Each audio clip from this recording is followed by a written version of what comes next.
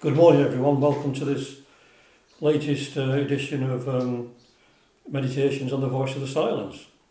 Hope you're all well this morning.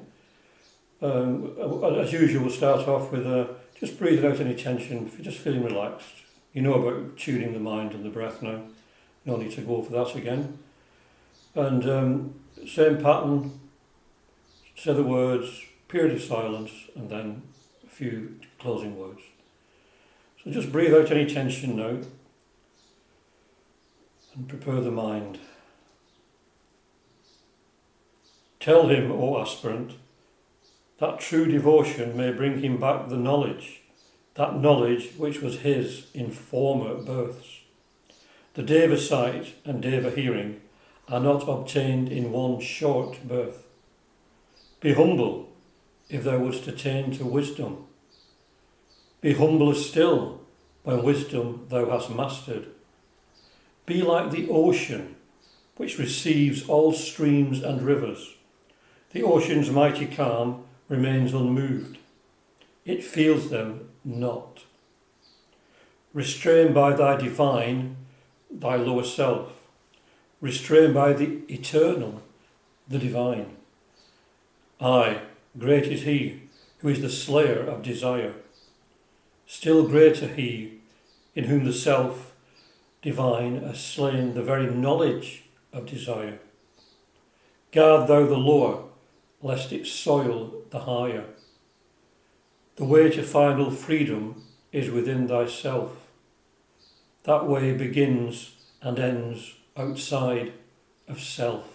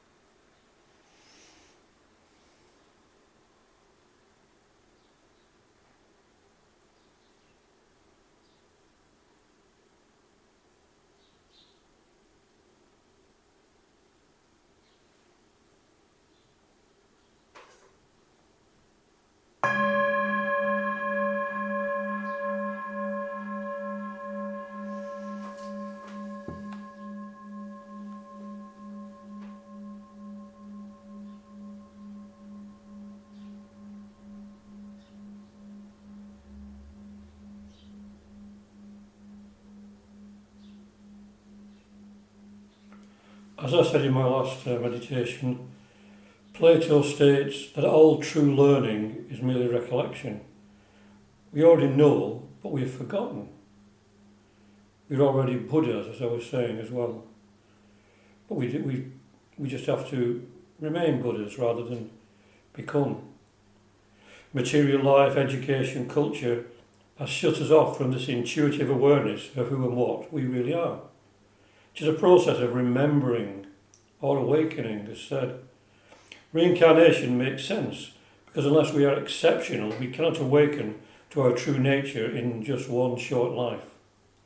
People who seem to awaken very speedily, sometimes as children, have probably been working towards that end for many, many lives, as have those who show a great talent for music, arts, or science.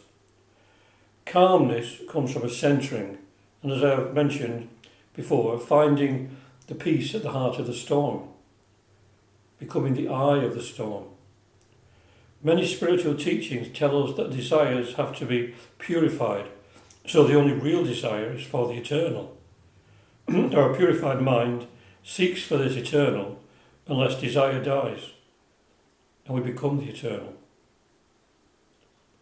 So our purified mind seeks for this eternal until desire dies, and we become the eternal.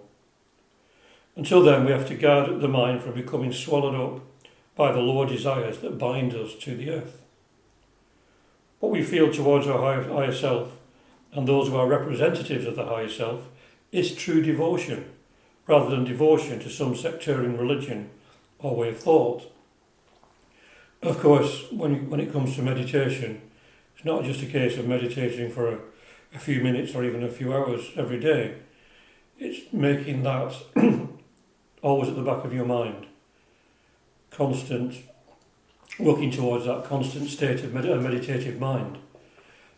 Theosophical teaching says that true meditation is the inexpressible yearning of the inner man or woman, of course, to go out towards the infinite, to go out towards the infinite.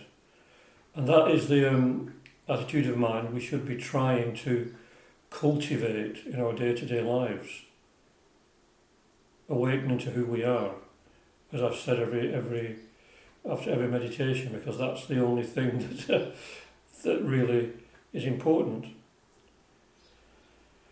So the self-divine has to slay the very knowledge of desire. In other words, all desires for anything that isn't the eternal must die out, because they're just distractions. Distractions from understanding who you truly are. So we have to concentrate all our meditative faculties, if you like, on the eternal self, the divine. That's the talisman, that's our way out.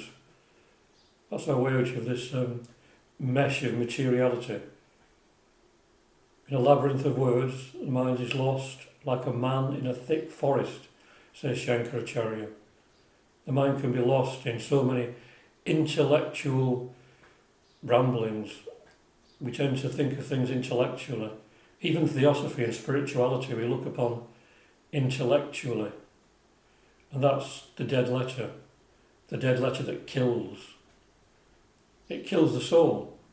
Bodhidharma, in one of his talks, said that the intellect will eventually poison the soul. The Buddhist teaching, of course, is of the raft. You need a raft to cross a river, but once you cross that river, the raft becomes a burden. So the raft is the intellect. It's needed at certain stages, but once you transcend that particular stage, it's no longer needed. It becomes a burden. It becomes a drag. And of course, as also I've mentioned, everything has 7 levels. So when you study anything, whether it's the secret doctrine, Isis Unveiled, or any spiritual teaching, the Bhagavad Gita, the Voice of the Silence, the Diamond Sutra, any of the sutras, the Vedas, the Upanishads, there's 7 levels to understand them. from the lowest intellectual up to the highest spiritual on the 7th level of understanding, which will be beyond concepts, beyond words. So that's what we have to strive for, to have a deeper, more spiritual understanding of things. So, thank you for joining me today, and tomorrow we'll be looking at the parameters of perfection, and I may be doing further meditations on each one of them individually later on, because they're really rich sources for meditation. So thank you once again. Om Shanti, Shanti, Shanti, peace, peace, peace, peace on earth and goodwill to all beings. Thank you and see you anon.